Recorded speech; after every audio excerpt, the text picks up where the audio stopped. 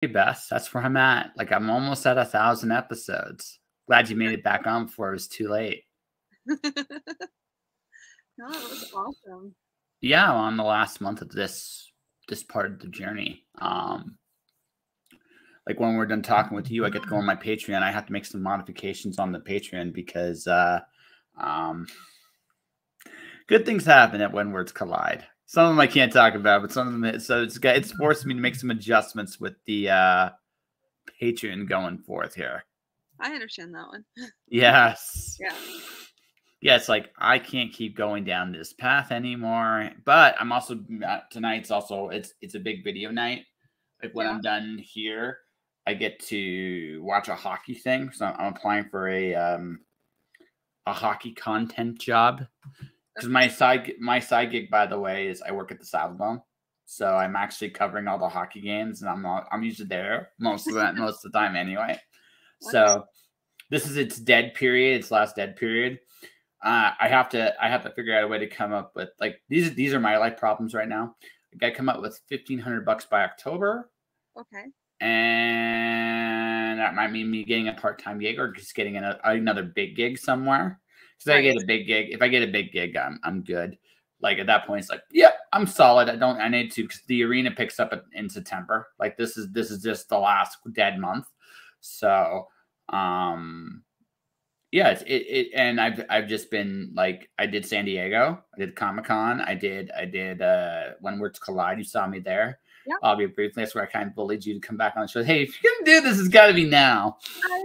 I know, and like, it's just been a crazy time for me. Like, just like trying to get. It's been books of one kind or like comic books. That's pretty much been like it.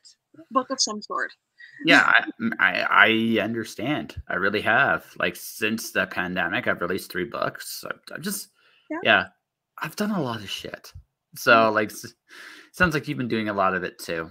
Me too. Yeah, last year I put out 4 books, and so then and this year I slowed down a little bit. I had 1 book out, but then I was also focusing on comics again, so that's taking a lot longer than it takes longer than writing the books. Like if you're just to do like writing and editing, but I also do the editing. So like of like novels, it's usually like editing and publishing, and then with comics, it's everything. So they just take so much longer.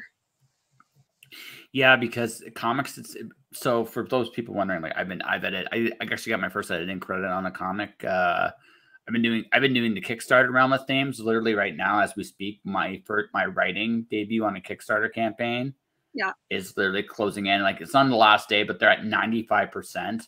So odds are I'm probably going to see my debut. Usually they get that last little push over the top on the last day when people see it really close. So that's what I'm expecting to happen.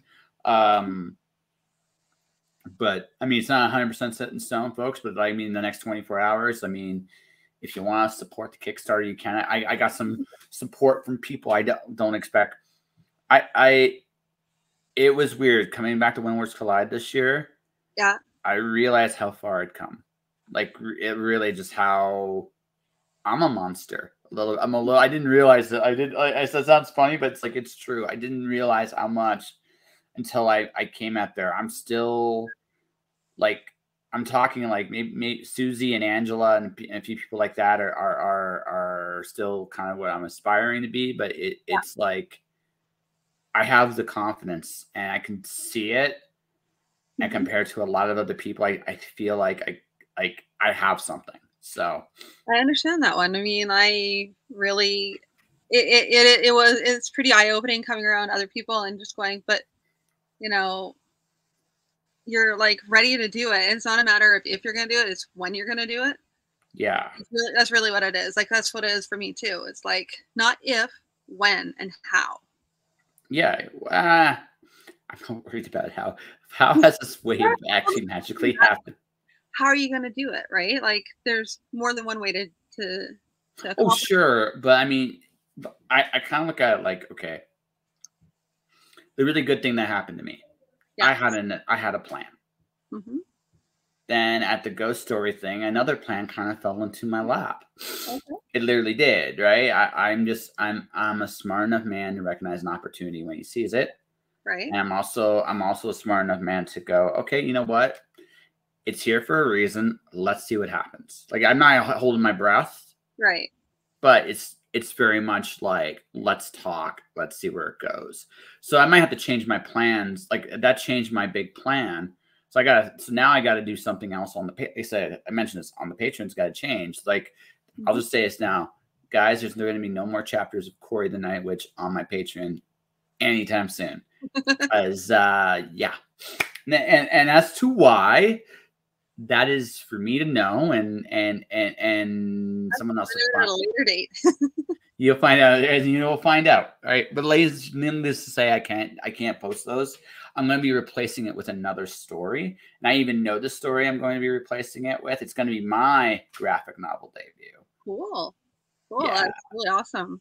Yeah, I draw now. I don't know if you've noticed that. I know. I've been watching you, stalking you. So everybody says that. It's like, say something. That'd be great. Sometimes you wonder. It's like, yay. Well, I don't really interact a lot, but I definitely see it. And so, I mean, I watch everybody that I like follow. I've actually, watch what they're doing, and I saw what you're doing. Yeah. Yeah. I didn't expect that. I didn't expect to go in the direction I've gone, but it's been a big part of my development, right? So I have become, I mean, I think the nature of what we do too, I think even though we would love to say, like, I just want to write books, I just want to do something, truth is, you become a jack of all trades. Yeah. Yeah. I mean, I know that that's what I do. I started off with comics, and then I inherited books. So, So does prose excite you at this point? Or are you still kind of like, man, give me comics any day of the week? I've taken, it's really sad to say this, but like, working with books and novels and that sort of thing, it's for me, it's the easy way out, which sounds really bad because you're just like, what does that mean? But like, because of the art aspect of it, it's completely like, I work on books in order to relax because it's easier for me to work on than to go through comics, which is fine because I actually am working on some projects now, but that's another story. Okay, so let's go a little bit in depth with the easy way out. Like, because I think the one thing I think a lot of people don't understand, like, the art of comics. I mean by that, and I'm not talking just literally the pictures, but just telling the story. Right. Where more often than not, it's a smaller product, but there's a lot of work that goes into that smaller product. That is true. Right. And I think that to someone that's like into prose, like, don't get me wrong, 70,000 word novel is impressive. That is not easy to do either.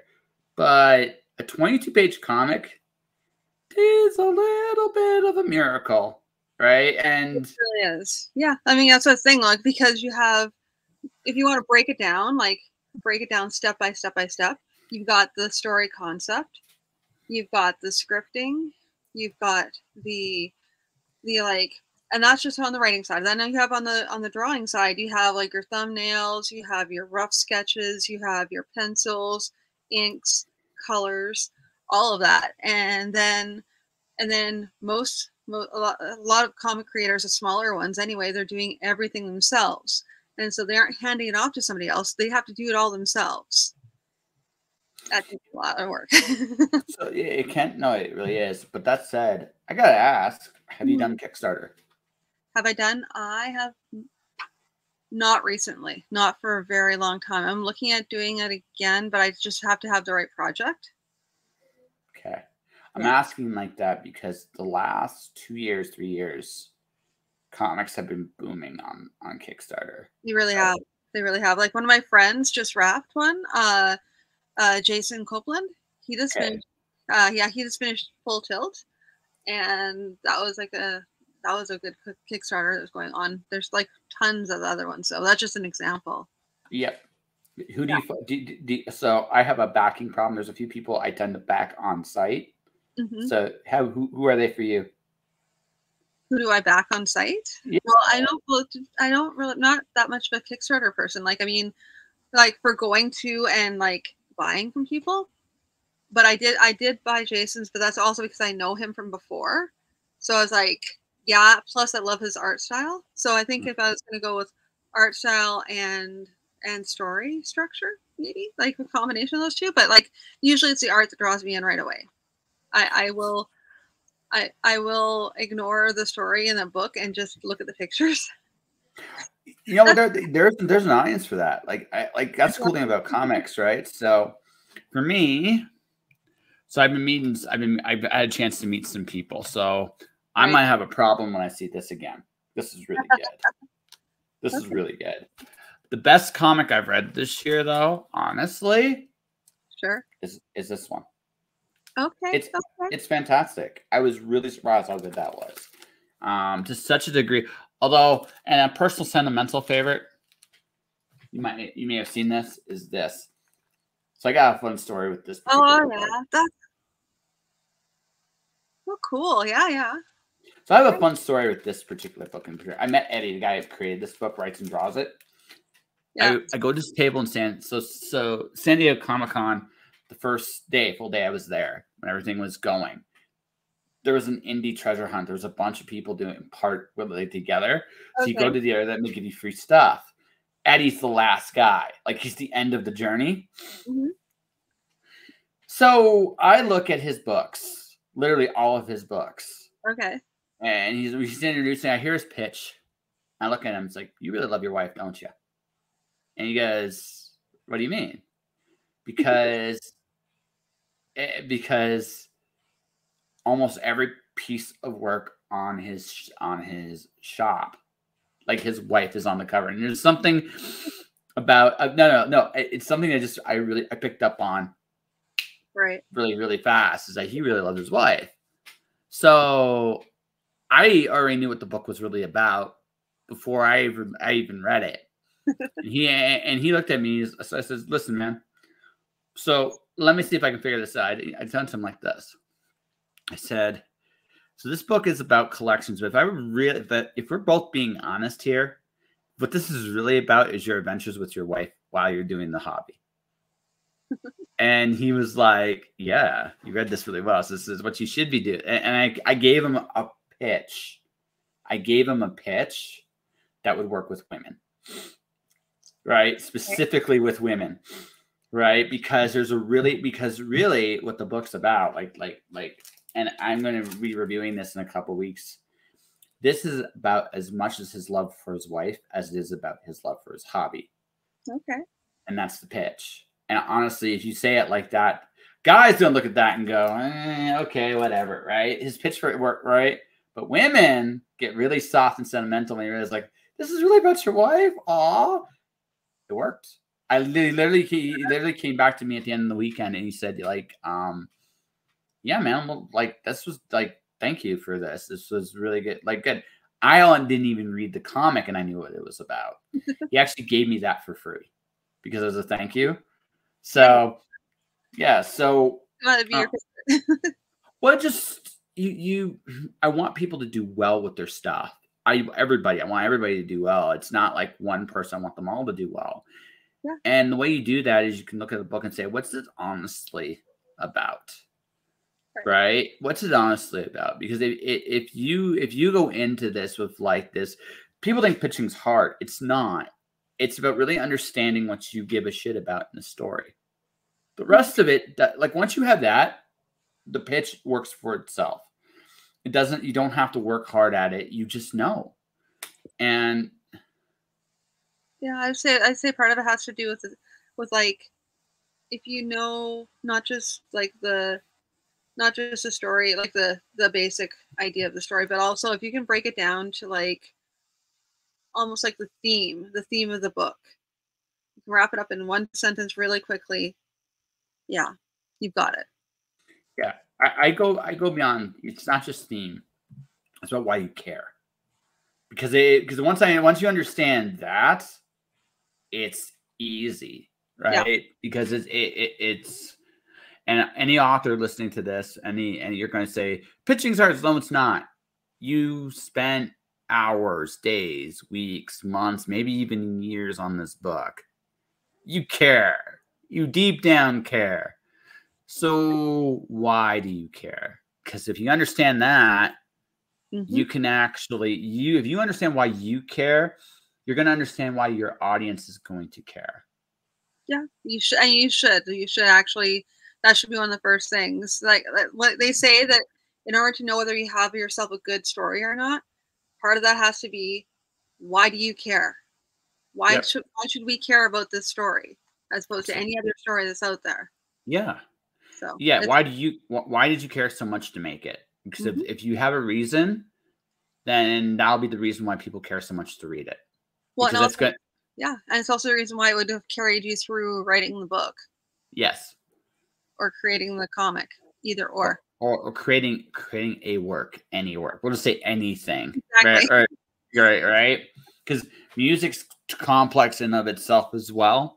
Yeah. A 5-minute song can take a year to make because you just got to understand that you're breaking it all down in a way that's, but it's a journey. And like I said, so all of which to say is there's a lot of good books out there. And I think comics are interesting because I still go to the comic shop. I still buy singles. I don't buy as many of them anymore there.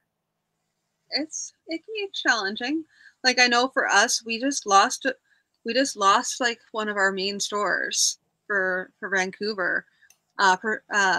Dimension Comics closed down. And that was like a mainstay for a lot of people in downtown Vancouver. Oh, is that the one that actually right downtown?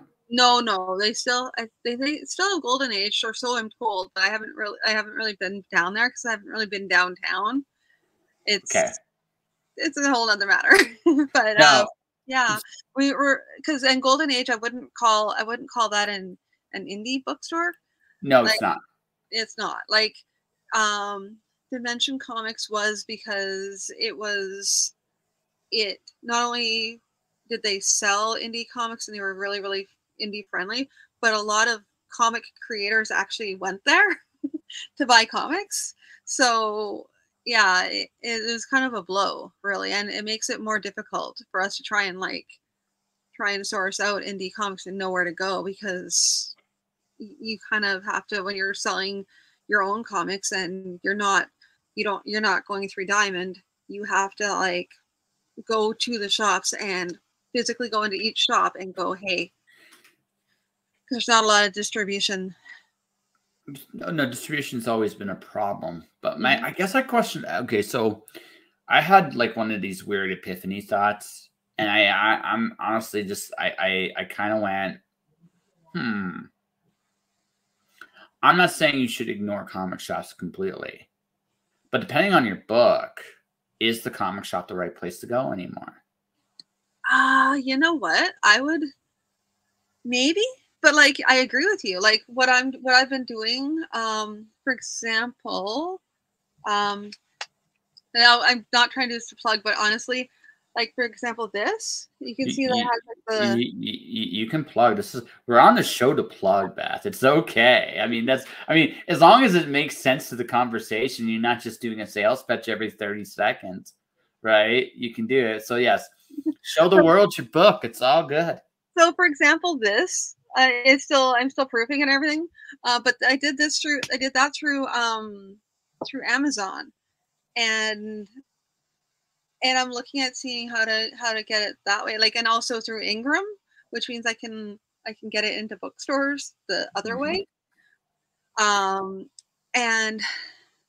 that in of itself is a way of changing the way you're distributing, and you're even seeing now a lot of the big comics are going, like Image just signed a deal with who was, I think it was like Simon and Schuster. Wait. Me, okay. Yeah, no, I'm just having a seizure. It's fine.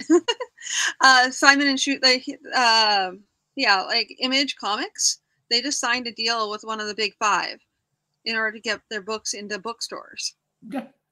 Yeah, and so I think we're seeing a big shift away from comic Well, books. Comic books. Diamond lost its hold in 2020 Oh, when that's when yeah, when Marvel and DC pulled out. Oh yeah, definitely. yeah, yeah, because again, from a monopoly, that doesn't mean Diamond doesn't have still it doesn't have I can still find out what's coming out in the week from Diamond as a like anytime I want. But the thing is, like they don't have the stranglehold on distribution anymore.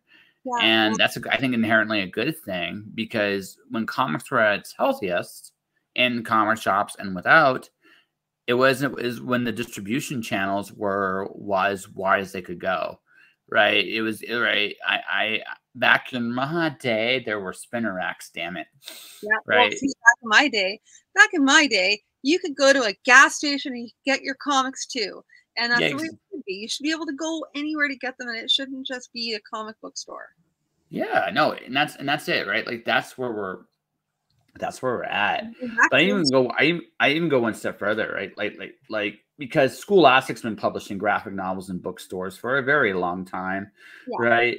Now Scholastic, of course, getting in there requires a lot of things, not limited to crowbars, possibly pictures of executives with baby seals, something anyway to yeah.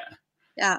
But but they are very hard to get into. But if you get like, they have some of the best, because the other thing they do, Scholastic does, it's very, very cool, is they still do book orders and stuff in schools. Yes. It's right, and Scholastic still owns that little, like, Scholastic doesn't care about bookstores. They don't, No, because they don't.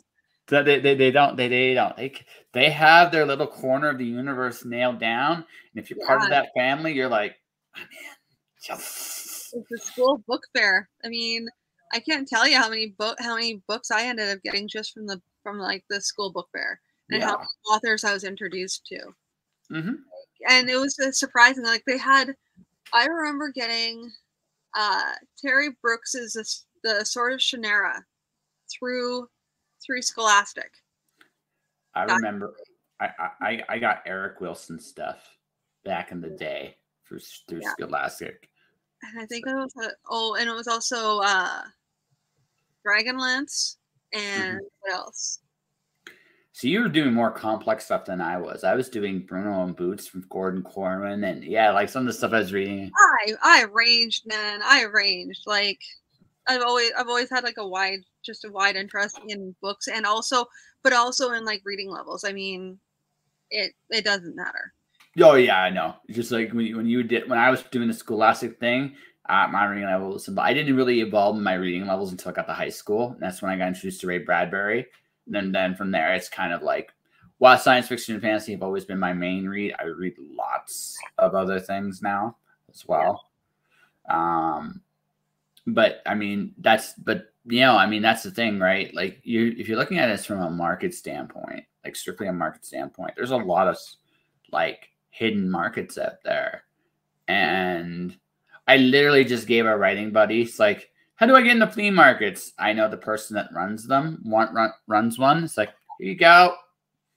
Yeah, and that's actually another good one. Like, you never know. You have to go to places like that. That's also a really awesome place, because people aren't expecting you.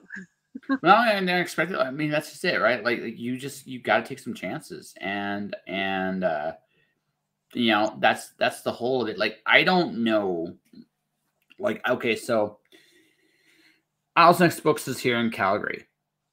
Do I do a book launch there? I don't know if that's the right solution for me anymore. And I say it like that, not because I don't necessarily think Al's Nest is a bad place. It's not. There are some books that do really good, but I don't care about bestseller lists. Like what I really like something right. Well, the thing is your goal, like goals, right? You have to know what your goal is. If your goal is to hit like the New York Times bestseller, then you're going to have a different strategy than someone who just wants to like have a lot of people read your book. Which is what I want to do. I don't care. So the list or not, where am I going to meet all the cool people to buy my shit? That is really what I care about right now.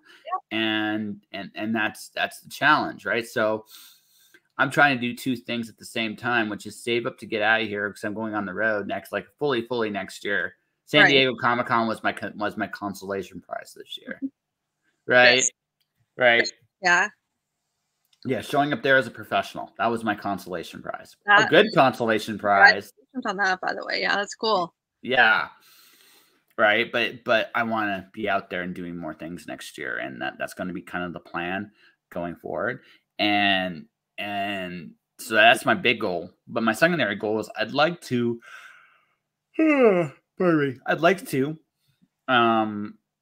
like to launch something here before I go since I'm here longer.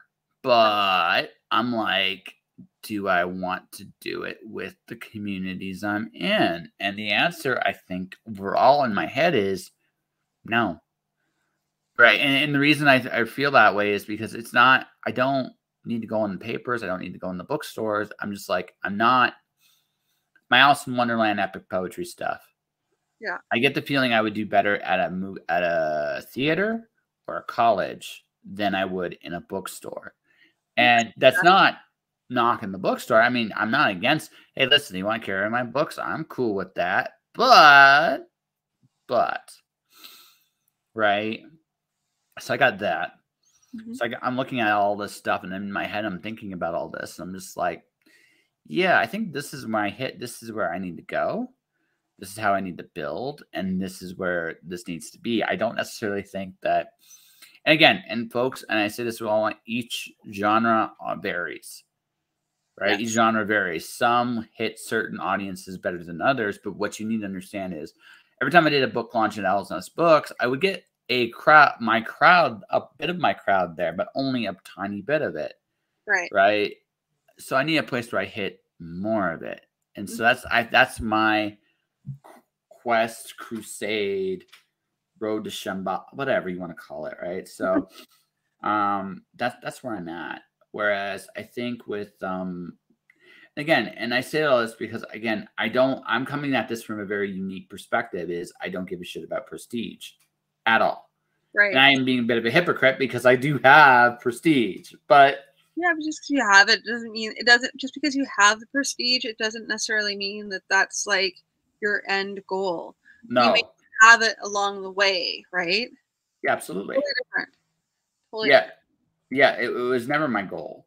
Like, honestly, it just happened, and it's great. I'm not, again, it's open doors. I'm not going to say it didn't, but yeah, you have to be very honest about what you're going. This goes back to like strategy. Yeah, I want as many people to read my books as possible. And by that specifically, I mean, I want the audience I think will read it to get as much of that as possible. And if I'm wrong about that audience, find the correct audience in the process, which sounds a lot simpler than it actually is. But yeah, I mean, actually, it's simple, but it's easier. But I mean, it sounds easier. It's not easy. It's not easy just to simply like, you don't just wake up and find your audience. I mean, that's not how that works, right? Because even if you think you know who your audience is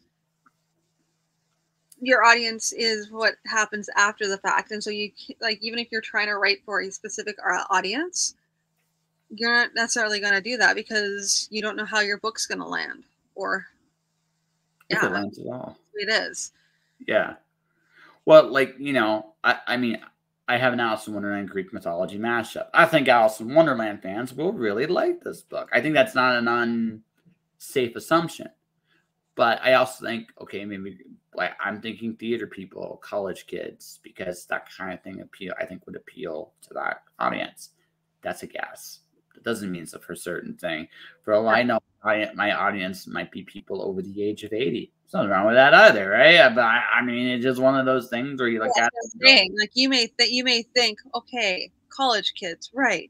But then instead, no, it turns out that you know who it really hits home with. It hits home with like those like, you know, soccer moms. Who knew? Who knew? That's right. My books are great for and I have no shame in acknowledging it. I've eliminated all shame in my vocabulary. Like, I will totally represent the soccer moms in the best way possible, right? Just So, an example. I mean, I don't know. Maybe me. Who knows? yeah, well, no, that's just it, right? Like, I don't care. And I say this like not in like this malicious way. I say it like, I don't care who likes my book, right? As long as I find the right audience to like my book, right? It doesn't matter to me who they are, right? I get that. I mean, for me, I know that I found. I want to have that experience where someone just lights up when they see the book. That to me, I've done it. If they are excited to see that book and they're just like, yes. Yeah, yeah. Oh yeah. Yeah, you can find it. It's not impossible. You just got to go out there and put yourself out there. Exactly. So I'm going to ask this. We mentioned this earlier. I want to hear the story behind it. So, did downtown Vancouver get like it still is like a zombie apocalypse or something? So why haven't you been anywhere near it? Sorry, where? Downtown Vancouver. You mentioned it, and you just like. Kind of. Well, it's just it's gotten. I mean, it's okay. I can't say I haven't been there for a long time. I was there like about almost 2 months ago now, but like it's just that's not where people really. I mean, some people go, but it's usually tourists who are going there now. That's not like a lot of people I know, friends who are. I mean, even friends who aren't even who live in Vancouver don't necessarily go to downtown Vancouver anymore. Really? Okay. It's an evolution then, or de-evolution. De-evolution. We're talking Detroit style. Oh. Yeah. So empty, abandoned. Yeah, like a lot of shops. I mean, they're trying to fill it up, and like on like weekends and stuff like that, it looks fairly busy, but like you can see there's like a lot of empty. There's a lot of empty stores. Oh yeah, I mean, rent there is ridiculous. I mean, that's a big part of it. It's like, why would I go to it if no one's going there? Why am I paying the rent for it? You know what I mean? Yeah, exactly. That's wherein lies the problem is that nobody can afford, like, the rent there is so expensive that nobody can, like, it's amazing that like any stores are down there still. I am shocked to see stores down there. Well, some of them are locked in, whatever deals are locked in still. I mean, you're going to see that for a little bit, right? Yeah, and like I was last there in March of 2020, so I got to watch the mass exodus from yeah. Because I would be working at Pure later, so I'd be taking the train. Yep. To work. So, but I have to transfer trains downtown. It's just that's where you transfer, and what I would find is, so it was weird because every day I would go, something else would just magically disappear. Mm-hmm. Right, something else would just be gone. And there used to be all these characters downtown too, like the other thing too that were begging. There's just different, right? And if you haven't lived there, you won't know what I mean. But if you go downtown, you'll see some of the same people doing the same thing every day. Sorry, there's this one guy, because I used to work at the Starbucks downtown when it was still there, and Steven was a guy. He's probably gone now. Well, yeah. So, I mean, if no one's down there, that would mean all the characters would leave and find other places to go, right? So, but it was always interesting because every day I would go towards my last week or so there, it would just be a ghost town. Yeah, it was depressing. Yeah. Well, it was weird because no one knew what to do. I mean, no one knew what to do. I actually felt like I remember. So now I was already going out the door. That was part of it. But I mean, I would leave earlier because of the pandemic, like the weird pandemic vibes. And I would still somehow arrive later than I did the day before. Right. And honestly, it wasn't like to experience that. You'd have to be there. I tried. for the most part. Sometimes by the time I got there, it's like, I'm going to be late anyway. Fuck it. I'm just going to go do something else. I'm going to grab some food. I'm going to do something else before I showed up. And the weird thing about it was this like, you could see it, like you see these, it's the small businesses in particular. They were scared. They didn't want to know. They didn't know what to do. But Vancouver is relentless in terms of its rent. Like, the one thing I'm like generally shocked that didn't happen was people getting rental passes, especially for that first couple months when no one knew what was going on. Like, you know, like I mean, that was brutal. And I was leaving, so I didn't give shit. But I mean, it was brutal. Like, it was legitimately a brutal time. And watching that empty was I never thought I'd see downtown Vancouver that empty in my life. It hurt for me because when I came down here in like 2003, and it was bustling. There's people everywhere. There's like shops, like Granville was like hopping, and there was shops everywhere. And then over the years, you just watch it, and then like you said, it was scary going downtown during the pandemic, and there's just like nothing. And it was like places were boarded up. It literally looked like you could have walked into like Resident Evil. Kind of. It was just such a weird thing. So there's this Duco juice I would constantly get my smoothie protein shake thing there. I watched his dad. I still remember this. I watched his dad with his two kids. Right, his two kids were working. But yeah, they were the two teenage daughters, right? And he doesn't know what to do. I mean, what can he do? He needs his business to thrive. Yeah. And everybody's kind of scared to go outside. So what is he supposed to do? Right? And it was such a weird thing. And like I said, I had already broken my supervisor, my lead hands at the job. Yeah. Didn't know what to do with me anymore. Partly because I'd already made the decision to, but also, I mean, there came a point with that day everybody just understood. It's just, no one knows what's going to happen, and be fortunate people were coming in still. Well, that's right. That, like, for us, I was one of the fortunate people who was able to work from home, but it wasn't even a full working from home, because I had to, like, it was me and my office manager, and we were like, she'd work one shift half the day in the office and then half the day at home. I'd work the other day at home and then in the office, so we would switch off. So it was a weird working situation. I was a freelance. Once the pandemic was fully in, I was fully freelancing. I was learning how to do this. And yeah. I'm at that point now where I'm regularly making income on my own. Now it's just it's all a head game, honestly. You gotta be willing to take those risks, but if you're willing to take those risks, you can legitimately succeed. It's not impossible. You just have to be willing to put yourself out there. I haven't advertised this week very much because the Kickstarter stuff I'm part of is still done.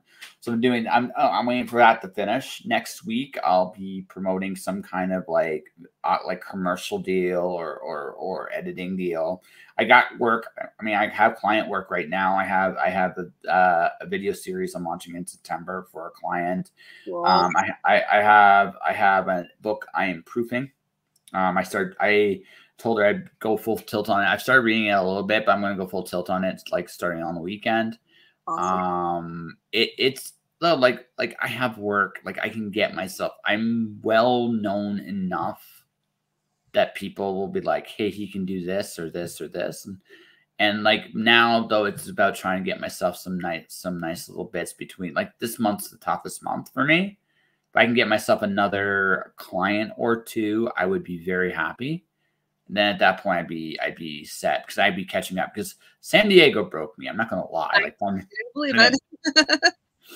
Right. But it was also because of how last minute it was. It wouldn't have broken me so bad had I known. I gotcha. Right.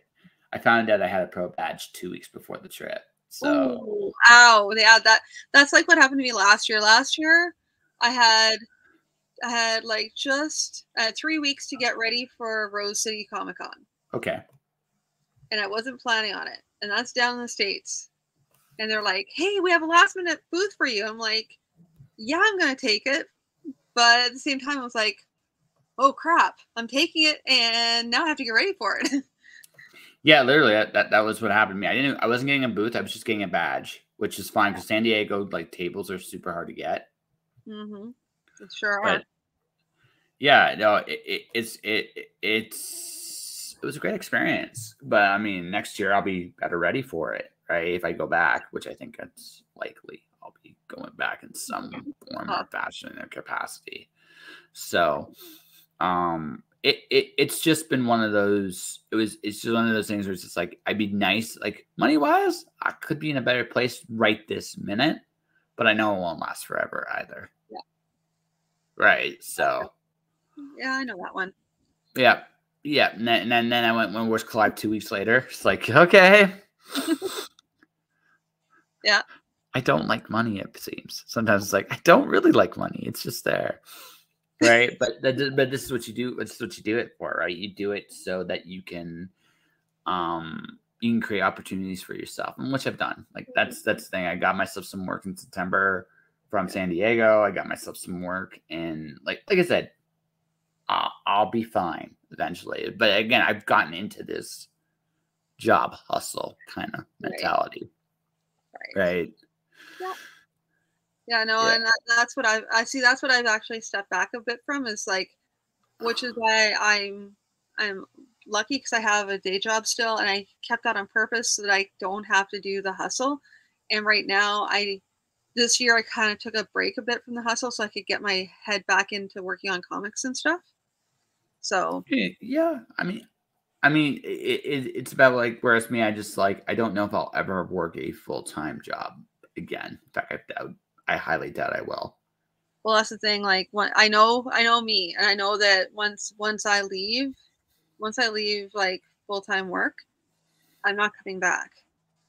And that was a funny thing, is that when I started working from home, my partner, he's like, "You really work well from home." I'm like, "Yeah, this is kind of a confirmation that this is what I should be doing, is working at home on my stuff." And it was just like proof. It was proof. So then let's ask the big magical question then. Why aren't you there yet? I'm not there yet because I have to get more books under my belt. Frankly, I just need to have, once I have a certain amount of books, I'm going to be a certain place. It's not even like I'll know it when I feel it. I'm already starting to feel it now because there's like a pull where you're like trying to balance two worlds. Mm-hmm. And once I can financially support myself, not working a day job full time, once that becomes problematic, like once I have problems trying to, like, oh well, the day job's getting in the way, that's when it's time to switch for me personally. Not, it's everyone has a different. No, I'm listening to you, right? I'm just listening, right? I'm not making a comment one way or the other. I mean, if you would like one little bit of sage advice, I'd happily give it to you. But if not, I'll leave it be. You gotta do what's right for you. You know what? I'm always willing to hear what people have to say. There's gonna come a point in this you're gonna have to let yourself be uncomfortable. Oh, yeah. And I'm talking financially. Mm-hmm. And you're like, one of the things about, like, I realized when I was working at Pure Later, which it was where I was going, like, Pure Later is a decent wage. It's not a great job, it's not a terrible job, but it's decent. Yeah. What I realized is I could keep staying, like the thing about money is you get used to it. No matter what you make, you get used to it. And the truth of the matter is, there is a point of getting by. Now, your goals, I'm not entirely sure what they are. This is just but if you wait until you're perfectly 100% secure, you will never, I mean, and like, you will never leave. And when that's something I realized when I was, one of the reasons I went to Vancouver. Now, obviously it didn't go this way because, you know, there's this like thing called a pandemic, but one of the big, like, I was going to break into the movie industry. Right. Right. That was the plan. I was going to do that. Because I was like, I'm done. Like, and I just knew it in my head. Like, I was at that point in my time at Pure Later that I didn't care if I got fired. I just didn't. Like, I didn't have that. Like, and I'm not saying I was deliberately, subconsciously a terrible worker. I wasn't. But what it was is I just realized that if I don't care, my efforts sooner or later is going to dissipate. And one of the things I've learned is that work is worship. And what I mean by that is how you work is how you do your things. So when you have something that, because I've been in your position, your struggle is money and time, right? Either you have all the money in the world and no time to do it, or you have no time to do anything, or you have all the time in the world and everything just seems to be going out. So, right. Well, see, I used to be very much like that, but I think part of what the pandemic did for me was it made me realize where my priorities need to be. My priorities had always been day job and work first, and then all my creative stuff after the fact. Yeah, and it's gone the other. It changed. It's flipped. It flipped there. Oh yeah. Oh yeah. No. And now it's I'm working towards something. It's not even a matter of like. It's not a matter of me going, oh well, this is gonna be okay. It's not that. There's gonna be a point. I'll feel it. I'll know it.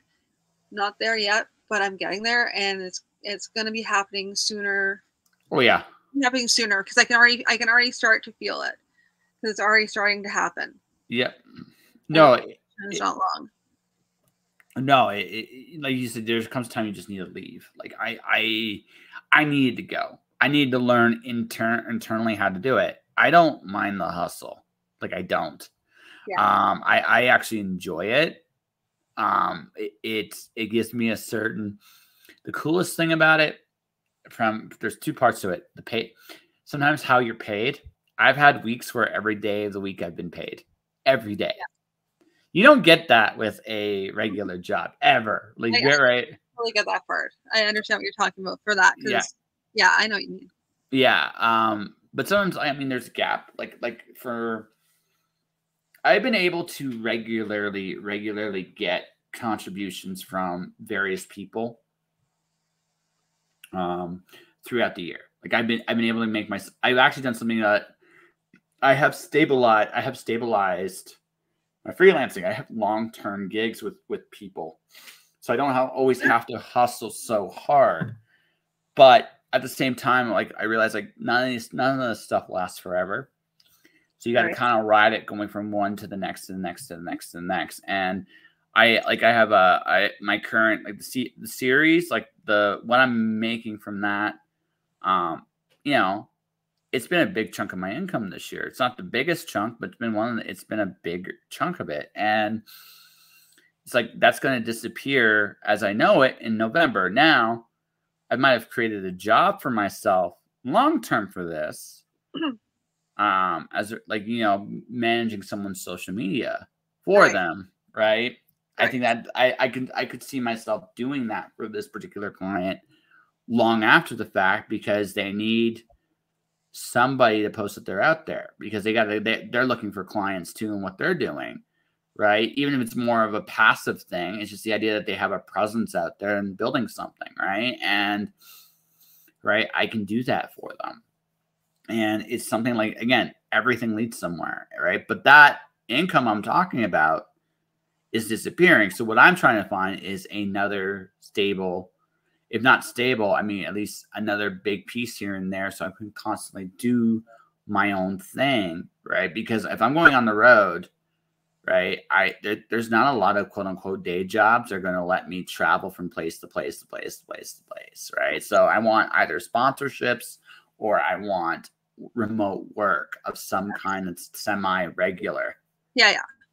Right? Not regular, but semi-regular. Regular Right? enough to get by. Yes. So I can keep doing my thing and keep building what I'm building, because that's the next thing is it's about building. It's all about brand building, right? It's all about that. And that's it. Like everything leads somewhere. You start. And like I said, I can go get a day job tomorrow still if I wanted to, but it's not my goal at this point. Right. So, because if I get a day job, that means I might get to some of my goals quicker. It depends. Yeah. Like it's a slippery slope, and I mean, the day job should be there. Not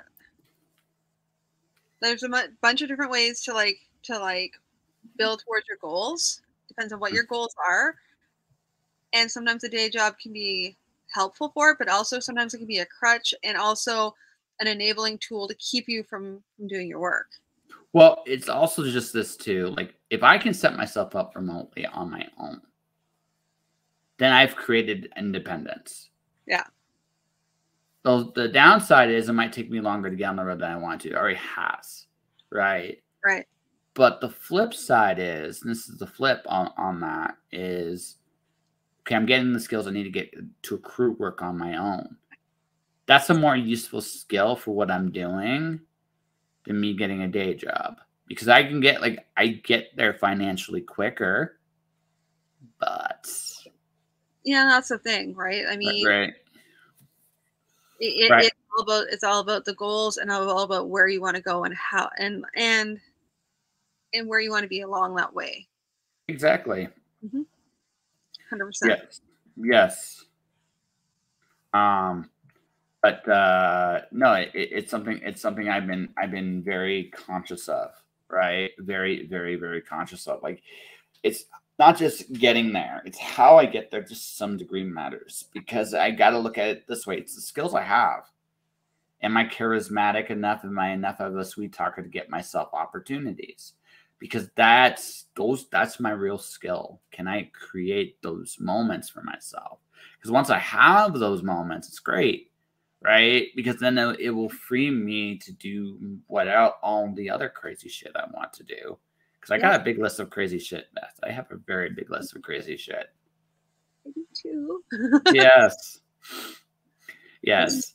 I have I have a lot of them. It's okay.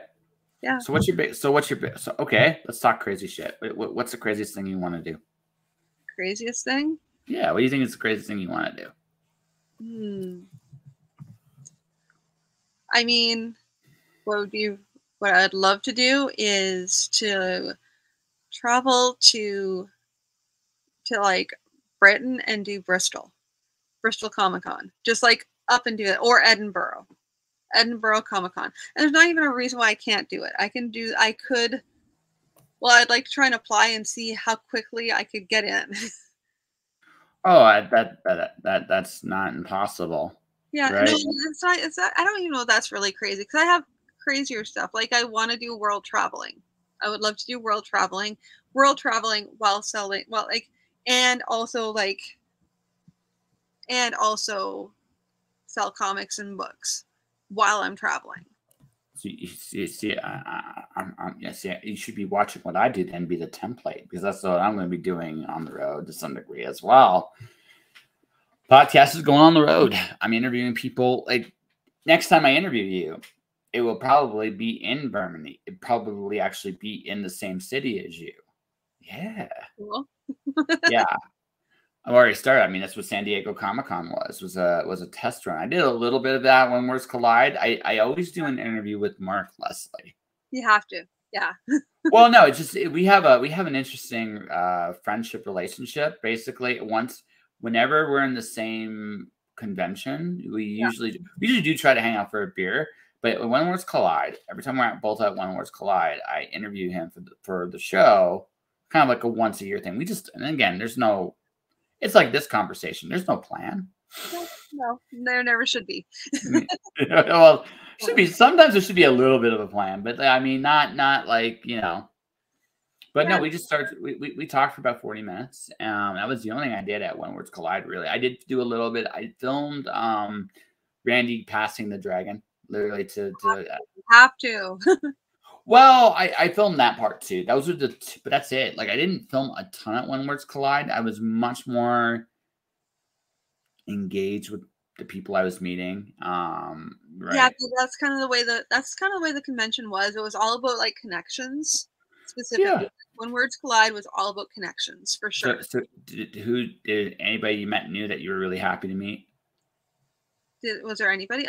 Everyone I met was people I was like, oh, I need to see this person for this reason, and they would just like, it was like that, like a whole bunch of synergy and just like that positive, that energy where like, okay, connection.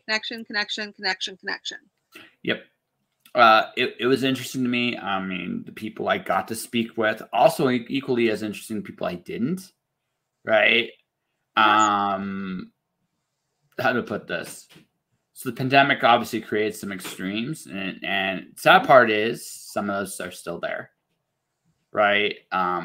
There's a couple people there I doubt I'll be speaking to with any degree of regularity anytime soon, just because they had their stances, I had mine.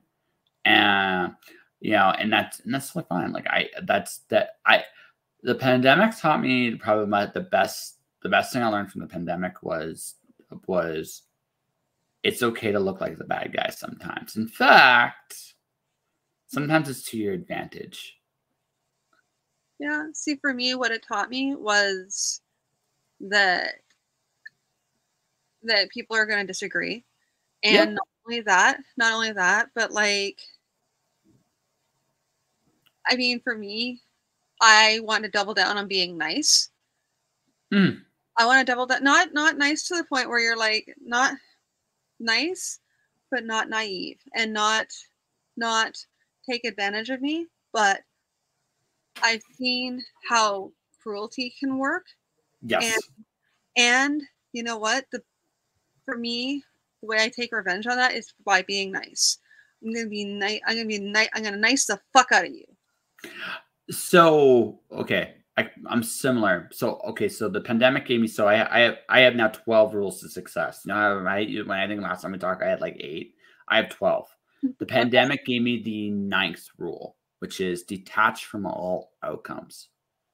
What that means is basically I don't necessarily have to agree with a person. In fact, maybe it's for the best. Yeah. Because honestly, I'm not right about everything. And this is a big, like, this was just like, I'm not right about everything. But I have my reasons for thinking the way I do. And that goes with actually everybody. So you can be the worst. We are at our most cruelest when we take an idea and we put it right down to the core, right? Like, it's kind of like one of those things. I think it's the big difference between my opinion and my truth. I want to destroy the whole concept of my truth, because if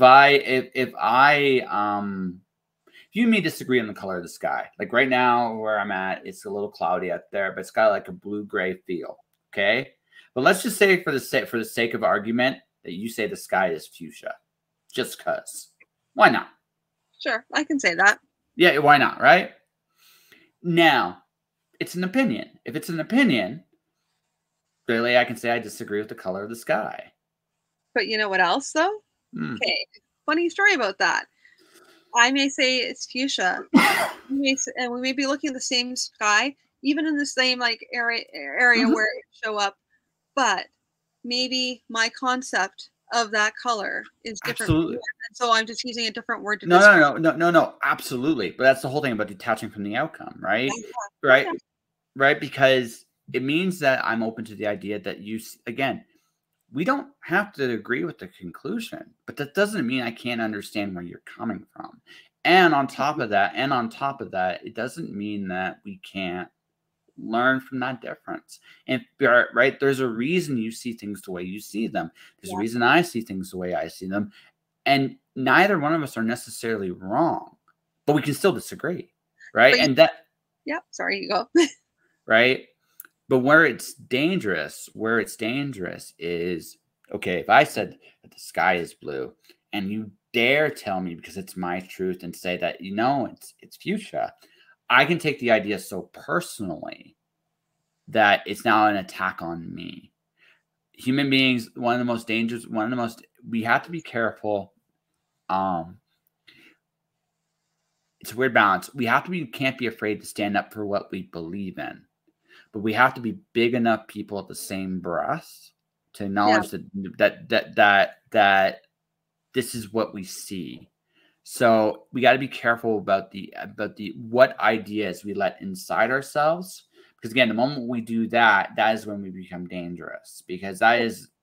Yeah. I mean, for me, what I like to do is, and I actually was confronted with this on a daily basis, was step outside of like what I believe to be true and what my beliefs are, and not just hear what the other person's saying, but why do they say that? Why do they believe that way? Like, what got them on that path? And if that's something that's always been that's always been something I've been curious about, is to why do you think that? And then trying to find out, why does a person think that? Absolutely. It's more interesting to me that way. But you can't do that if you're stuck inside yourself and you're like, my way is the only way, then how can you ever find out why someone believes what they believe? And it was interesting to me because I'm thinking of one very particular individual. They would not make eye contact with me. I watched this the whole weekend whenever I was around creating mutual friends. I was like, okay, you think I'm totally wrong. And I can hear it. I can just see it's like, you just don't want to deal with me. And that's something like that. Something but where younger me would have been like, oh, why don't you see things my way? Or why don't you like me? Older me is like, okay, like I'm not going to, like, I've learned that I can't control a person's reaction to me or what I stand for, what I think. All I can do is be true to myself. And what I realize is the more true I become, I am going to divide people more and more. Sometimes it's to my advantage. There's another individual that would always come on my feed and challenge my motivations. Yeah. Right. She no longer follows me on Facebook. She just stopped following me. It's for the best, though. Yeah. Not to create like an echo chamber or anything. Because for me, though, I have my Facebook feed has people that I disagree with I disagree with them all the time, but I want to keep them. And I know it scares a lot of other people off on my Facebook, because I will, and I am one of those people where I want to hear other people's, I want to hear what they have to say, and I won't shut that down, and I get curious about it. But it does. I have no time for people who are like closed-minded and who aren't willing to talk it out or even argue it out. Yeah, an argument doesn't necessarily have to be like intense. Like I literally went on someone's Twitch stream because they're very in constant American politics, right? And I have a very different approach. I don't, like, just make a long story short, I have no faith on either side of the administration. I know Joe Biden's history a little too maybe better than I should. I know Donald Trump's history better than I should. Right? Neither of them are. I would vote for an imaginary cartoon mouse. They already did that, though. We don't want that. We want to have harm the least amount, really. Come on. Well, yeah. But the thing is, what I'm saying is, like, for me, right? It's no longer about choosing sides. For me, it's like the system's broken because we're back to the same space. That means the system's broken. So picking the lesser of two evils ended up this way. We got to change that whole, that's my belief in the system, right? Well, it's true. I mean, on top of it all, not to get too much into it, because I don't really follow it at all. Yeah. Because it just gets me, every time I do, I get angry. Well, no, a lot, and that's the thing, that's don't, but for me, it's it's frustrating to just to see, like, even when who you're thinking should be voted in, there's still all this other stuff going on. So what was the point of it anyway? Yeah. Didn't change. It's still messed up, like you said. Yeah. To the point that, like, I don't like I'm past the point where I want the lesser of two evils anymore. It doesn't matter because they're both but whoever you think is the lesser of the two evils. It's not. It's just a different evil. Yeah, exactly. It's just a different. Yeah, yeah. And that's the thing. So I can't take the moral high ground anymore and say which ones I just like both. So, and for very different reasons. And but I realize, like, people get caught up in this. Gotta choose a side. No, you don't. I think the best thing to do, we all say we don't want either of you anymore, and we'll just replace you with something different. Hopefully we get there someday. But until then, right? Until then, though, like, theoretically, I mean, Canadian politics is different because we have multiple parties. Ours is strange. Like, ours has huge holes in it too, and it's just I think we're more polite about our corruption by and large. Is how I would. And in a lot of ways, we're way more corrupt. Like, people wouldn't really care whether Justin Trudeau is, like, having sex with like, his intern. They wouldn't really care. But we certainly do care if he's like, if say he's like selling us out to like China. Yeah. Corruption's corruption, right? But we have a different kind of like where we draw the line with our corruption. Like, so what I think is, again, we're not going to go into like the sides. No. But one of the things, like, I had this epiphany when the whole trucker protest thing was happening. Canadians like order. Mm-hmm. That's the thing. Like that's the thing. Our morality is dictated by what gives us the most order, not necessarily what's right or wrong. Right, it's about what gives us the most order, and that's and once I understood that, I grasped a very strong part of why that is. You think? I think I know why this is, because my theory is the whole entire pioneer theory, wherein, like, we're further up north, and we had different struggles than our southern brethren did, because for us we had a lot more prairies and stuff like that, where you need to survive the winter and you have to, like, make do with what you can in a very much different, like, I mean, we both know the prairie extremes. Mm-hmm. Right? Like, I think that fed into, like, the background that causes us to, like, have a different kind of perspective, whereas you have a lot more southern states where it's a lot more like just the weather plays into it, where they had different struggles than we did. I think it actually comes down to, I actually think it's a simpler one. The United States by and large, right? The initial inhabitants of it were the crooks.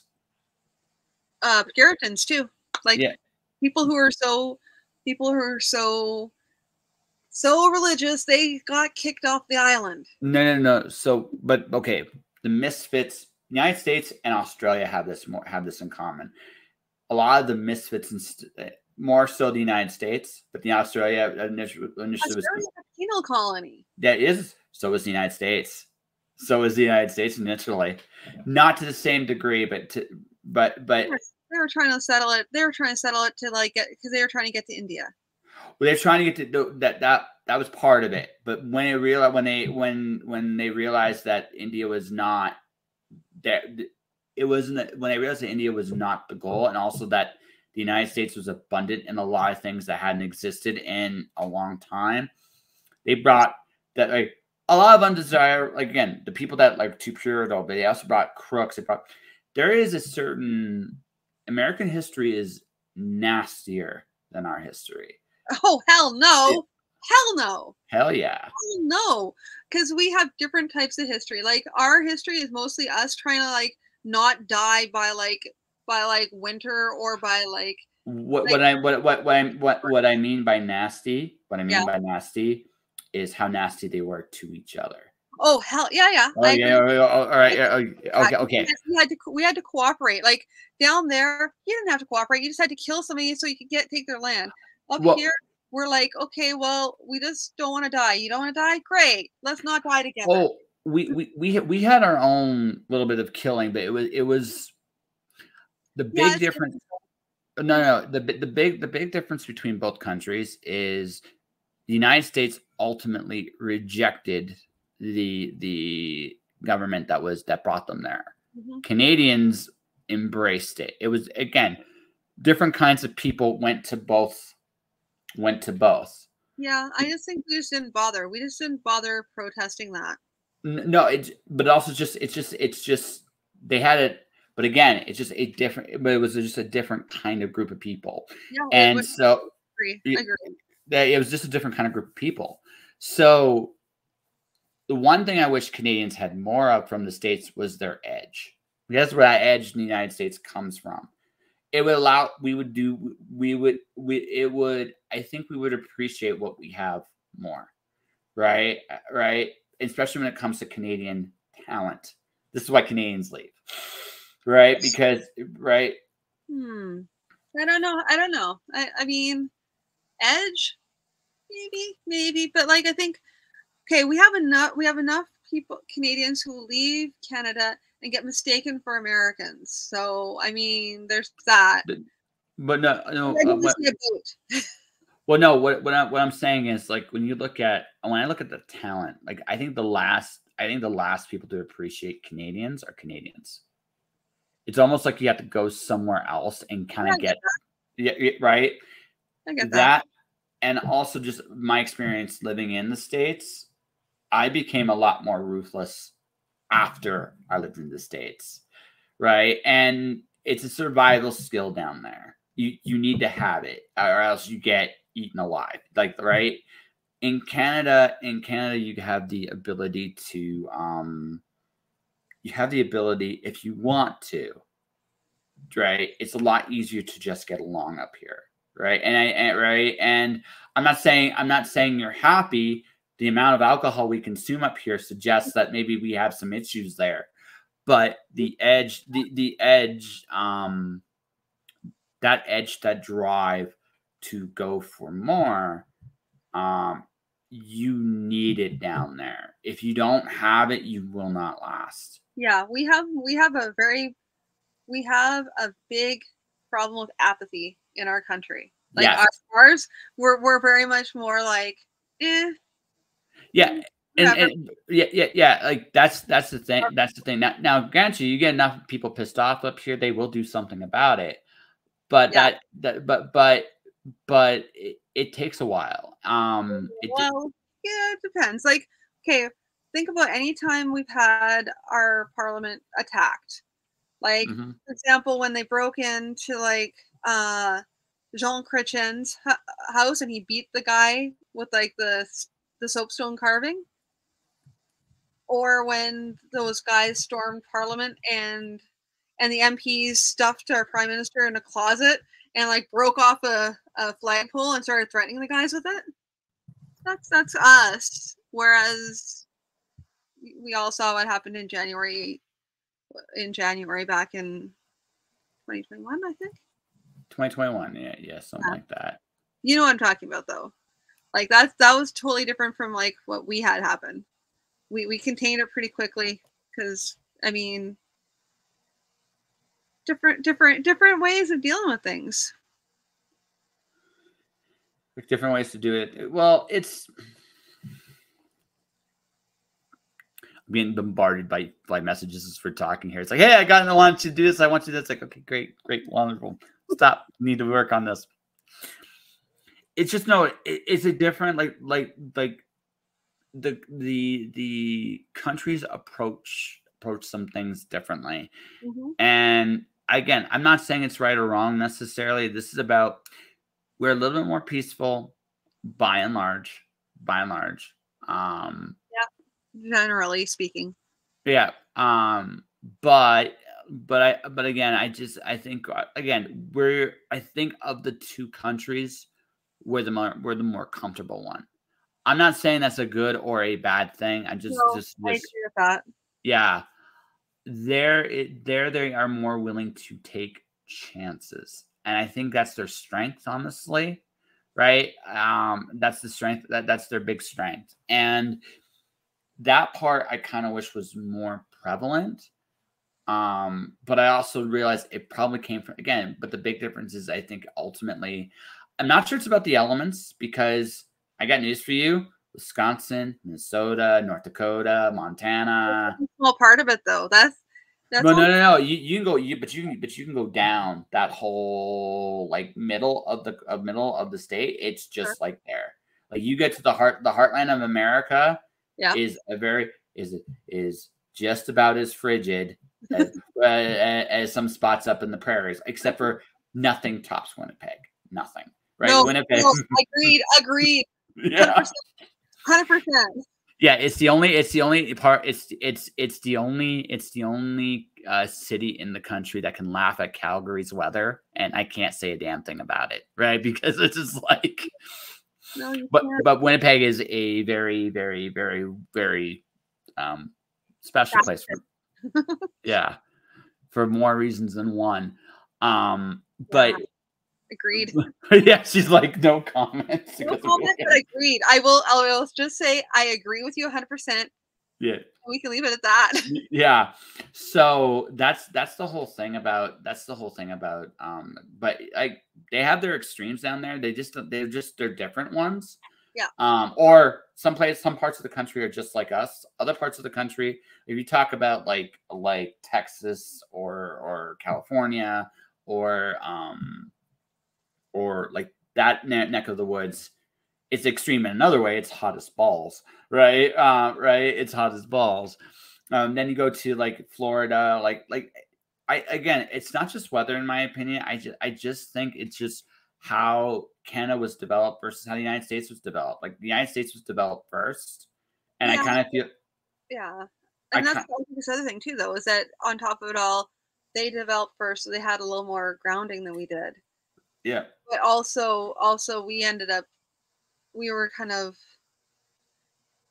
yeah, I mean, it was settled very differently, and I think they were able to like control more of who they sent here to Canada than they did with the States, with the exception of like the Northwest Passage that they're trying to go through. That's different. Yeah, absolutely. Yep. Streaming now. No, I literally got like where we talk. So one person goes, "I miss you." I'm like, "Wonderful, I guess. Would you like to do something for my magazine?" I'm like, my inclination is no, because I like getting paid. That's actually the weirdest thing about being a freelancer is you're a lot more. You treat this more like a business. You have to. Well, you have to, right? So, my inclination is no, because I want to get paid for it. I don't just want to be featured. This is going to sound very arrogant. For advertising purposes, I don't need freebies anymore. The places I want to advertise to. But that's not even arrogant. That's not arrogant though. That is exactly the way your mindset should be at if you're freelancing. And if you're like, I'm in it to get paid. Sorry. Yeah. If you're going commercial, you're going to get paid. That's the story. You're not for your exposure. Yeah, I don't need it. Like we're done with the exposure part. Now we're on to like the getting paid part. Yeah. So that's it. I'm like, I don't need the exposure. I need the like, this is about money for me. And right. This linked to some. There's too many people out there who are like willing to just say, yeah, just exposure. And I'm like, really? Well, we can put everything online now. So there's my exposure. I don't care. Right? I mean, that's what I'm at. It's like if I want exposure, I can like put it online, and I can go if I want to go like really crazy. I post a billboard somewhere, like something like random like that. Like even if you want to go analog on it. Well, okay. Well, like there's this podcast, right? Yeah. Okay, this podcast during this year, there's been weeks that has averaged 2,000 downloads in a week. Okay. Which solid numbers, right? Not big, not small, but there's been weeks. And on average, it's been like around 500. Lately, it's been less, but it's been picking back up since towards this latter half of the summer again. Mm-hmm. So I'm like, I've created a platform to expose people. I don't try, and I don't try, like, yes, maybe that way too. Who knows, right? but one of the things I said was, how do I put this? I wanted to create a place where people could come and introduce themselves to an audience. I have never charged anyone to come on for an interview. They never have asked me to pay them to be interviewed either. But we're both getting something out of it. My audience is big enough that it's actually worth someone to come down and take the time. But the other thing too is, I'm not asking for money to put anything out for you either. I'm just giving you, like, there are situations, folks, where collaboration is beneficial. Mm-hmm. But the decision you have to make is how many of these things do you do? Right? That's the decision you have to make. And right. And I say it like that because collaboration is a very valid form of working together. It is. But it's valid. You can do some really cool stuff with collaboration that you couldn't do anywhere else. Exactly. But it's not a good basis to make a living long term. Yeah, I guess. I mean, it depends because I've seen some the end, they usually dissolve in the end, but like I've seen some long-term collaborations. Like if some people write really well together and they'll like write collab. Oh, sure. No. But someone's paying them. And that's but those people like have a specific, like they set out that way. Yep. And some people, and most of those people get paid by somebody else to do that, right? They again, you gotta make that decision. Like, again, talking about getting for the purposes of getting paid, it's like, okay, who am I collaborating with that will get me to where I want to go? And then this is it, right? You got to be you have to be pickier. That's kind of like what I mean is you got to be pickier. Oh yeah, and choosier. And at the same time, okay, like for example, me and you could collaborate on a book, hypothetically. I think we both trust each other enough to be professional enough to do it. Yeah. But are we going for the same audiences, the same groups? That's the same, right? Right. And that's it, right? It has to fit both of us to do it. Exactly.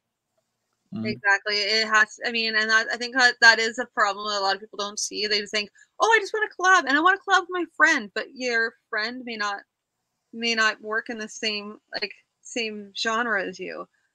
And so you can't, or your style, even so much, you may work in the same genre, but you don't have the same style. Mm-hmm. There's a lot that has to work out. And then it's like, you can't just force that. There's a lot that has to work out with that.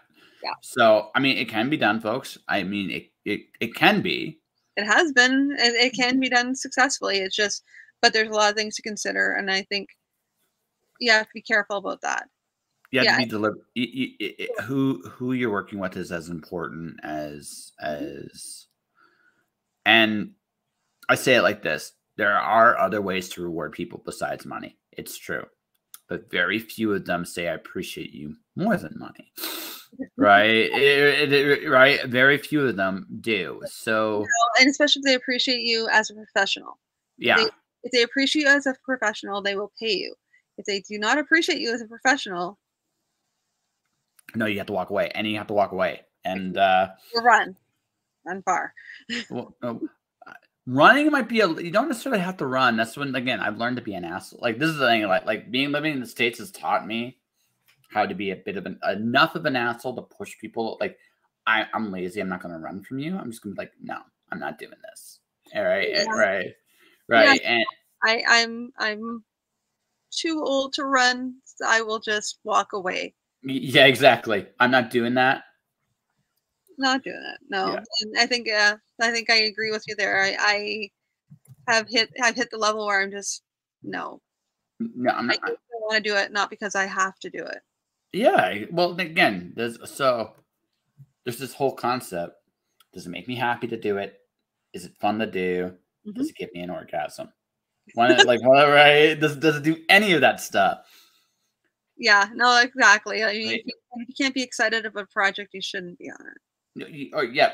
Or in the rare case, does it pay stupidly well and is it a one-time deal? Yeah, Right.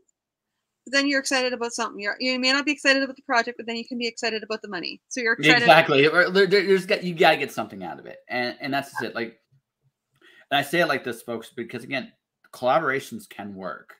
Yeah. But I do think it can't. By and large, it cannot be your whole business model. You have to at some point get paid, and you got to treat this your project, your work like it's valuable. Yeah. And like I said, there's other ways of doing it, but very few of them are as succinct as being paid for your work. Mm-hmm. Yeah, that's true. Yeah. I agree 100%. Yeah. So okay, you said you took a break from your collaborating. So what comics are you, besides the one you just showed earlier, which you, by the way, this is a cue. If you want to show it again, you totally can show it again. Okay. Yeah. Cool. So wait. You got into the camera. Keep going. Yeah, keep going. Wait. No, Ted. No. There we go. It's all there. Teddy Evil. Yeah. So is it an evil teddy bear, or is he the medieval barbarian? Barbarian teddy bear. Yeah. Okay. Yeah, I drew a whole bunch of those, and then like I just started drawing these pinups based on like Conan, and then the story came out of it. Yeah, no, that's fair. That's one of the things. That's one of the projects I'm working on. I'm working on the second issue for that now, and then I've got some other things coming down the pipe. I don't really want to talk too much about them because I don't want to jinx them, because I've been like saying that issue 2 of this book of Teddy Evil is coming out, and I'm still like, I got so far behind of stuff. No, I got you. I mean, I've got some other ones coming down, and I'm kind of excited. I like one I'm working on right now that I'm really excited about, and which was kind of nice because I was getting scared because I'd hit that level where I'm just like, I wasn't feeling it, and I was worried that it wasn't going to come back, and now it came back. Got it again. That's good. That's the way it goes, right? Like sometimes you just need a break. Like sometimes, like I say this, like I don't write every day. I mean, I've learned like sometimes it's okay not to. Now I'm doing a million other things. That's part of it. Exactly. But I don't write every day, and it's okay. I don't need to write every day. What matters is that I'm just doing my thing. I'm going forward on something, and sometimes that means I sit on my ass and play Tales of Zestria or Hearthstone. I got back into Hearthstone not too long ago. Oh dear, sorry. It's all good. I like my CCGs. I do. I'm a big card guy. That's my thing. I know Hearthstone is a digital card game, not so much right. The only thing about Hearthstone that's a little terrible is it's they're smart. Like the game I've been playing most for the last few years has been Shadowverse. The whole thing about Shadowverse is it's great for you to play, but their price points to get you to buy packs are a little silly. Yeah, right? I stepped back from that. Yeah. But Hearthstone's really good at it. Like the thing about Hearthstone is they know exactly what the right sweet spot is. It's just like, this is one of the reasons I got away from you. You're like, you know what people will reasonably pay for your stuff be. Yeah. Right. Whereas the other place, like, well, we'll charge you this much. It's like, it's good. You don't charge me because I'd be screwed too. But I mean, you get it. It's just like one of those, I gotta. But it is what it is, right? So you gotta kind of make do. Yeah. But no, all in all, I can't. Yeah. I I became a professional and I kind of did it my way. And now it's just about me. And I'm almost to the point where it's all the way to like a living. Right? That's good. Yeah. I mean, yeah, I'm further along than I was before, a lot further. And yeah, things are starting to happen. So it's good for me too. So you're going to become this comic book mogul. Right. And right. I think it's going to be more like a micro press, really. Because, I mean, Sure. Yeah, I wasn't planning on that, but here I am. That's what's going on. Like comics, books, I got my first art commission 2 weeks ago. I saw that. I didn't plan that. This wasn't in the plan. The plan was I was just going to be me, but nope. They just basically told me, nope, this is going to be part of your plan too. But I mean, also this is like a little sign from above too. I've always kind of wanted to do comics. Now, the thing is, the budget for getting a crew is high. I still am going to have to pay for that budget a little bit, but I'm also ready to do some things on my own, and that's the next step. Like I said, I can't go into details on the air, but the good things happened at When Words Collide unexpectedly, and I gotta take a step back from what I was initially offering on my $1 level pledge, and I have to put something else to replace it. Yeah. So that's what's going to happen is I got to replace it, and I kind of already know what I'm going to replace it with, and it's going to be rough and terrible, but it'll be a rough and fun and terrible. And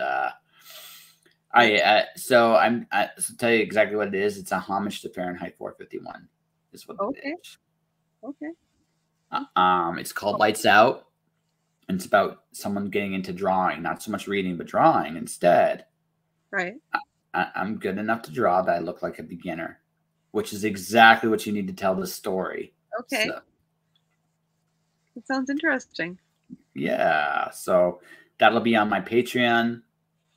Eventually we'll go on Kickstarter and I will take over the world that way. And yeah, so Core of the Night Witch, folks, will be on permanent hiatus. I didn't release another chapter because I was in the middle of all the cons, but not that there's plenty written. It's just, yeah, it's got to go somewhere else right now. And that's all we're going to leave. And we're going to leave it at that. Yeah, that's fair. That's fair. Yeah. But yeah, no. Are you happy? Of course I am. Well, I'm just making sure. I don't know. Like, no, I'm like, yeah, I really am.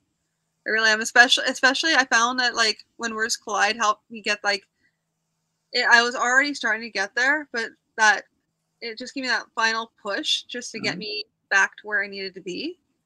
So it was exactly what I needed at the right time. See, my ultimate victory at When Words Collide was I got my panel to sing "Carry On, Wayward Son." Yeah. that was my victory. That was my whole goal that weekend, folks. It really was. That was it.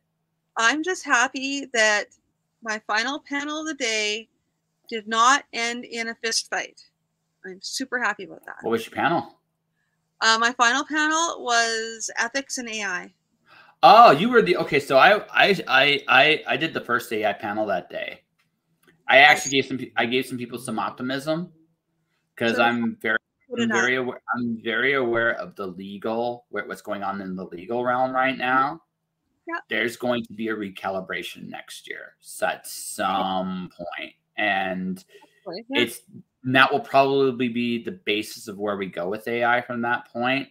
Well, yeah, we're gonna get the courts are gonna basically give us the laws. Yeah, and I kind of it actually ends. It's very likely to end in overall a good place for us. Where we go afterwards is going to be interesting, but I think it's going to end in a very good place for us because there's already a precedent, and the precedent, ironically, is Napster. So that's very. I'm the only one.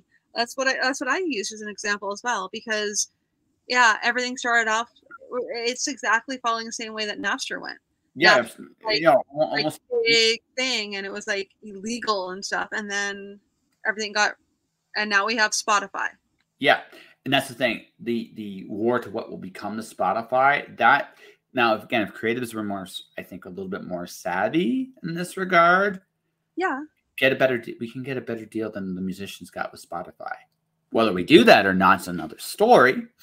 But I think we're smarter this time around. I think we're a lot more jaded as a society than we were before with Napster, where they didn't understand, like, where it was just the advent of micropayments and stuff like that happening. So people couldn't conceive like that, but they do now. So I think it's gonna be gentler that way. Well, I've actually, like, literally on this podcast, one of my guests, you gotta go back to like the Little Spiral episode. She's part of a music organization in the United States that's actually dealing with the music end of things in courts right now. Right. I think the Hollywood writers' strike is going to be the big make or break point of, it's going to be the first real precedent to fall. Right. And then at that point, and then shortly thereafter, that's when I expect to see the first court stuff. Google is talking with Sony about making a deal with like artist rights right now. Right? They're already talking about it. That's going on that literally happened today. Yeah. I think most of the companies know which way the wind is blowing because I've seen it, and I made some people feel better about it on my panel. The other thing, because I mean, yeah, I think we have a very similar take on it, though. It's that's where it's likely to go. But the one I also in my panel, Calvin Jim, he doesn't realize this.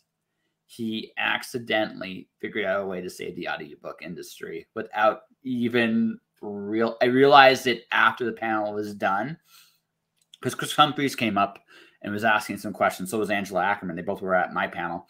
Right. I don't know if they were at yours, but they were at mine. No. All right.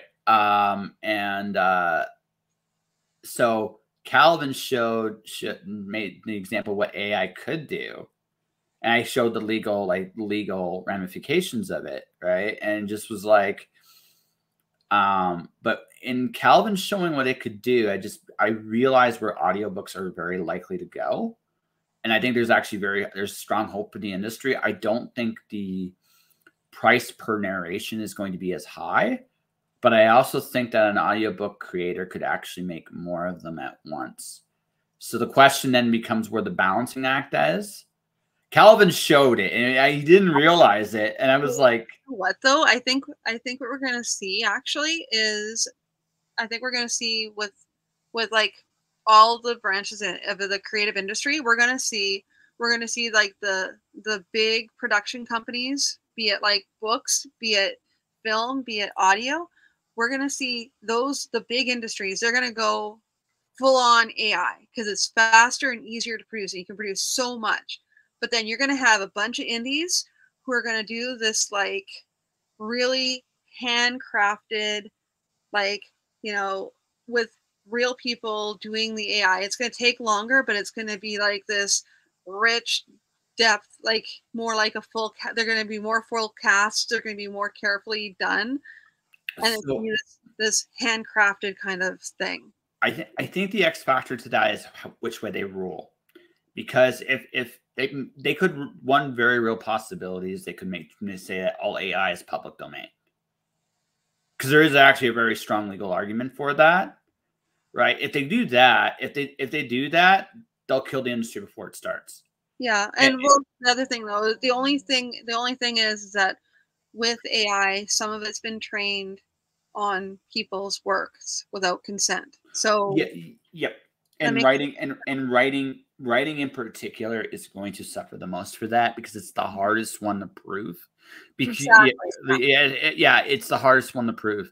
It's not impossible. I think it can be. I think there's definitely they are working on apps to how much AI content generation kind of thing is happening, but music, video, and imagery has a really distinct advantage of being a distinct style.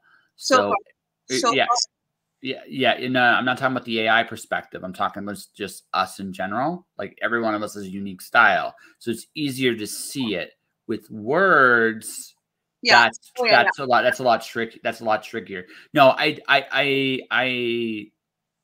no, like the big factor for the word that future is, I think what it comes down to there is it comes down to how much per use of voice, like the varying degrees of percentages these big production companies have to pay people to use that stuff.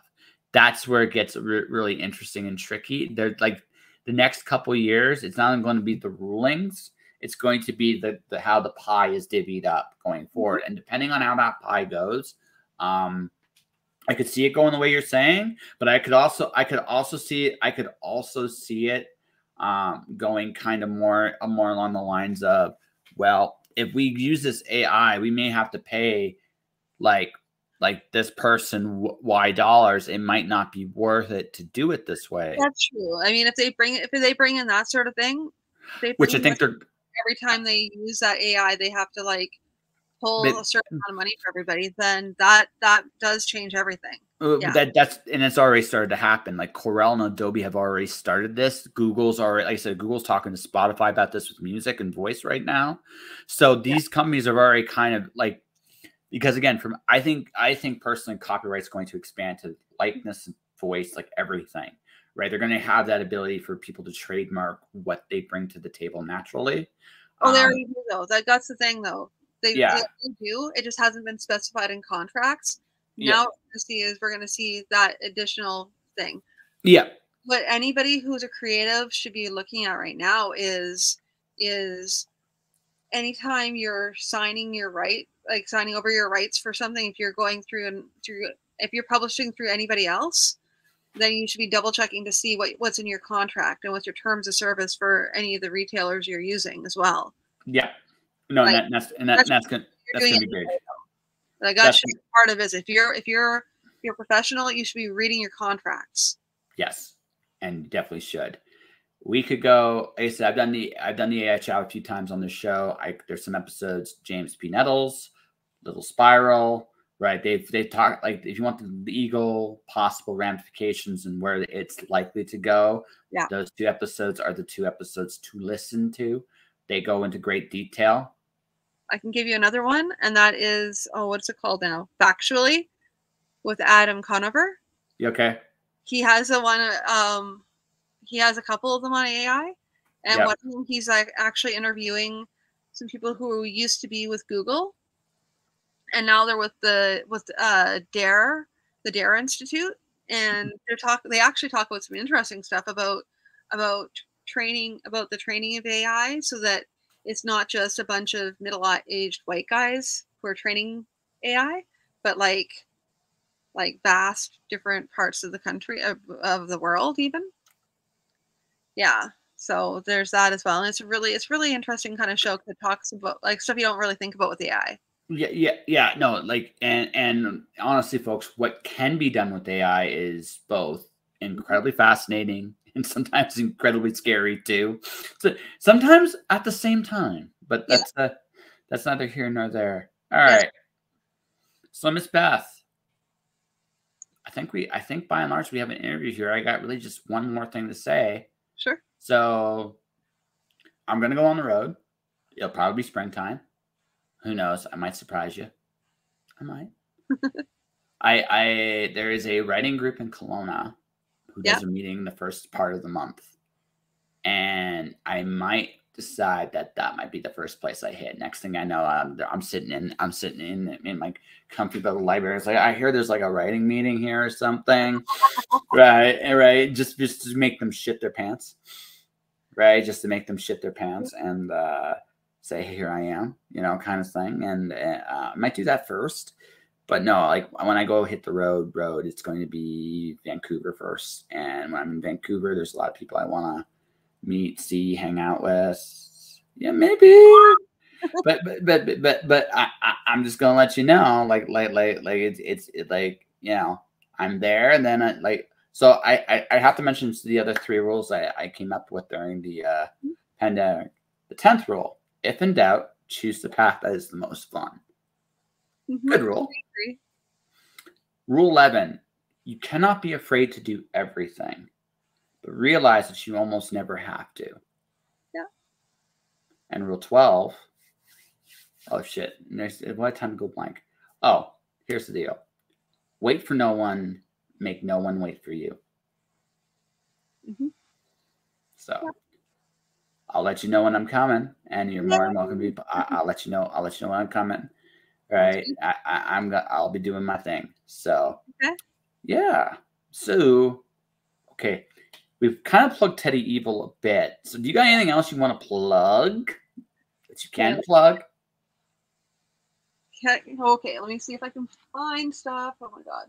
Well, I have another book that just came out. It's called The Wanderpeople. You can pretty much find it where it's a fantasy book. Okay. Yeah. It's basically a barbarian book. And yeah, you can pretty much find it wherever you buy books. Okay. Yeah. And how can people find you? You can find me on well, let's see here. I'm on Facebook. I'm on let's see, all the social media has changed now because I used to be on X, or formerly known as Twitter. I'm still on it. It's still like from a, but like I don't check it, and I refuse to check it now. I'm on Mastodon Social, so you can find me there. I also got a Blue Sky account, so I'm there as well. I'm pretty much like I'm all over the place. If you look up Beth Wagner or Moongate, you'll find me. So question, do you have a webpage? I do. Let's see. Moongate Studios, which is www.moongatestudios.com. And that's pretty much my nexus point where everyone can find me. Yes. See, I do that sort of thing. All right, folks. That will do it for the week, ladies and gentlemen. I will be back next Monday as Edward Davis returns to the podcast to talk his Kickstarter. And then I have two amazing I have two guests next week. I have, I'll make sure I got her name right here. Hold on a second here. Hold on. Trying to find them because they're going to be next week.